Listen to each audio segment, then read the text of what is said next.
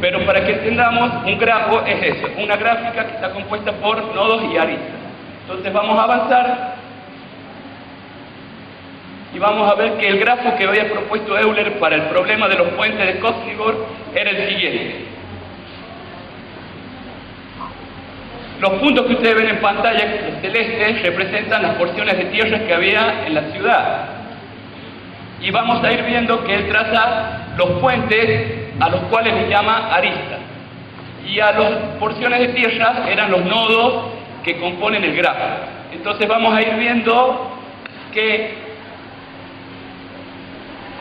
en cada arista cada arista relaciona dos nodos. Entonces vamos a ver un concepto importante dentro de esta teoría, que es lo que es el grado de un grafo, ¿sí? El grado de un nodo. Por ejemplo, el grado de un nodo es la cantidad de aristas que llegan o salen del nodo, ¿sí? Entonces, por ejemplo, se preguntarán, ¿pero cómo cuento yo el grado de un vértice? Para contar el grado de un vértice, tenemos que ver la cantidad de aristas que lo tocan al vértice. Entonces, si yo, por ejemplo, le pregunto acá a cualquiera persona que está presente, me podría decir tranquilamente qué grado tiene el primer nodo en donde está señalando la palabra vértice. ¿Cuántas aristas tocan?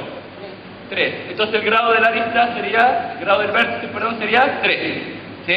Entonces, así podríamos decir que el nodo que está debajo, ¿qué grado tiene? Grado 5. ¿Sí? Entonces, para que tengamos en cuenta, eso es lo que nosotros le vamos a llamar grado, ¿sí? El grado de un nodo y por lo tanto después el grado del grafo, ¿sí? Vamos a ir pasando y vamos a ver, ¿qué observan en todos los nodos? ¿Qué grados son? ¿Par o impar todos? Impar, ¿sí? Entonces, Leonhard Euler llega a la conclusión de que para que cualquier recorrido dentro de una ciudad tenga solución, un grafo, cualquier gráfica que yo presente, tiene que tener solamente dos nodos que tengan grado impar. Si yo tengo 3 nodos ya con grado impar, no hay solución posible, ¿sí? Entonces, como acá todos los nodos tienen grado impar, llegamos a esta conclusión: no tiene solución el problema. Entonces vamos a enunciarlo justamente como lo decía Euler. Entonces, es lo que decíamos. Euler determina justamente que para que un grafo de una determinada situación tenga solución, tiene que presentar solamente dos nodos de grado impar. Bien, vamos a continuar un poquito. Y acá presentamos lo que estábamos hablando. Te preguntaste qué es el grado de un vértice, dice la pregunta. ¿Sí?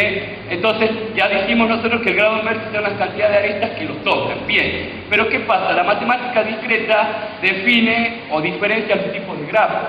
Yo tengo grafos que son no dirigidos y grafos que son dirigidos. Por ejemplo, si yo le planteo a mi alumno que determine un grafo que me lleve de un punto a otro punto, yo tengo que plantear un grafo que es dirigido, porque tengo que tener en cuenta el sentido que tienen las calles, ¿sí? Mientras que si yo lo planteo en una situación geométrica, tranquilamente el alumno me puede hacer un grafo que es no dirigido, ¿sí? Entonces vamos a marcar las diferencias. Por ejemplo, acá estamos explicando, bueno, lo que es el grado, y vamos a avanzar porque ya lo hemos dejado un poco claro a esto, y acá vamos a marcar lo que es el grado de un grafo cuando es dirigido y cuando es no dirigido. Bien. Lo van a ver que es un poco lento porque, bueno, le pusimos efecto a todas las diapositivas, ¿sí? Pero vamos a tratar de marcar. Entonces, fíjense, ¿cuál es la diferencia entre un grafo dirigido y un grafo que es no dirigido? Que yo a las aristas le indico un sentido con una determinada flecha, ¿sí? Entonces, esto me va a permitir que a la hora de yo marcar un camino de un punto a otro punto, no puedo tomar cualquier arista si el sentido no me lo permite ir de un vértice a otro. Por ejemplo, ustedes verán, por ejemplo, que si yo quiero ir del primer nodo de aquel lado al nodo que está abajo, lo puedo hacer tranquilamente porque la arista me indica esta dirección, ¿sí? Pero no lo podría hacer desde el nodo de abajo al de arriba porque no tengo la dirección indicada para moverme por esa arista, ¿sí? Entonces, acá marcamos la diferencia entre los dos grafos. En cambio, en el no dirigido yo me puedo mover tranquilamente por la arista de un nodo a otro porque no tengo una dirección que es determinada. Bien. Vamos a pasar a la otra. Entonces, si el grafo es dirigido, acá vamos a marcar una diferencia. El grado del grafo va a cambiar un poco. ¿Por qué? Si es dirigido, vamos a ver y vamos a contar y diferenciar grados de entrada y grados de salida.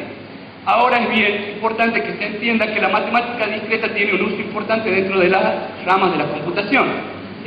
Cuando un programador quiere hacer un programa y quiere cargar una determinada matriz con datos, esa matriz sale de esto, aunque no lo crean. Los programadores llaman a los nodos sumideros o nodos de entrada o nodos de salida. Entonces lo va a clasificar de acuerdo a la cantidad de aristas que llegan o que salen del vértice. Por ejemplo, un grado de entrada, ¿qué nos diría a nosotros automáticamente? Que son las aristas que llegan al vértice. Mientras que un grado de salida serían aquellas aristas que salen del vértice. Entonces, por ejemplo, si ustedes observan la figura que está en pantalla, tendríamos que hay 3 aristas. ¿Cuántas llegan al nodo? Una. Y salen 2. Por lo tanto, si nos piden clasificar el grado de entrada, diríamos que es igual a 1. Y si nos piden el grado de salida, diríamos que es igual a 2. ¿Se entiende eso? ¿Vamos hasta acá? Bien. Vamos a avanzar un poquito. Y acá vamos a presentar justamente lo que decíamos, grafos y las relaciones estrechas que tienen con las computadoras.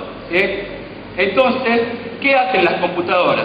Ustedes en las computadoras, yo ingreso una determinada cantidad de datos, la computadora lo que hace es organizarlos, pero no los organiza al azar. Ocupa conceptos matemáticos como ser las matrices o las listas de adyacencia. Vamos a explicar acá a grandes rasgos lo que es hacer una matriz o una lista de adyacencia y van a ver que no es cosa de otro mundo, es algo bastante sencillo armarla. No es que tengo que ser programador para poderla hacer. Y vamos a ver a continuación un ejemplo. Vamos a pasar. Y previamente, para empezar a hablar de las listas de adyacencia, vamos a definir qué es adyacente. Por ejemplo, adyacente dentro de la teoría de grafo es que yo entre dos nodos establezca una relación a través de una arista. La adyacencia se ve en los grafos que son no dirigidos. Entonces yo tengo un grafo que es no dirigido. Si hay una relación entre dos aristas, digo que los nodos son adyacentes. Ahora bien, si el grafo es dirigido, nosotros ya tenemos que hablar de incidencia. No de adyacencia, sino de incidencia. Es decir, este grafo incide en este grafo porque la dirección de la arista es desde acá hasta acá, o viceversa. Entonces, vamos a tener en cuenta esos dos conceptos, lo que es adyacencia y lo que va a ser para nosotros incidencia. Entonces, de acuerdo a eso, por ejemplo, si nos dicen que tenemos que cargar los datos de un grafo que es no dirigido, vamos a hacer una matriz de adyacencia o una lista de adyacencia. Mientras que si el grafo es dirigido, vamos a hacer una matriz de incidencia o una lista de incidencia. Entonces, ¿se comprende lo que es el concepto de adyacencia? Bien, vamos a continuar un poquito. Bueno, ahí decíamos lo que es arista incidente. Ustedes van a ver, por ejemplo, el nodo A, el nodo B. ¿Quién incide en quién? El A incide en el B, porque la arista marca esa dirección. Entonces, la arista, bien. Y acá vamos a marcar lo que es la lista de adyacencia para un grafo, cuando nosotros tenemos un grafo que puede ser tranquilamente no dirigido. Pásenlo, vamos a ver, lo vamos a armar al grafo. Ustedes van a ver 0, 1, 2, 3, 4, 5, 6, son los nombres que le hemos dado a los vértices o a los nodos. Y vamos a ver las aristas, cómo se relacionan los nodos. Bien, como ustedes van a observar, nosotros hemos dicho que al ser adyacente no hay una dirección determinada entre las aristas. Entonces vamos a empezar a marcar la lista de adyacencia. Ustedes van a leer, yo cuando armo una lista de adyacencia tengo que armar, es como una guía, una guía de teléfono, un directorio. Busco un punto de partida y de ahí la relación. Por ejemplo, en la agenda, agendo a todos los familiares que tengo. Por la sangre, entonces voy agendando a todos los familiares.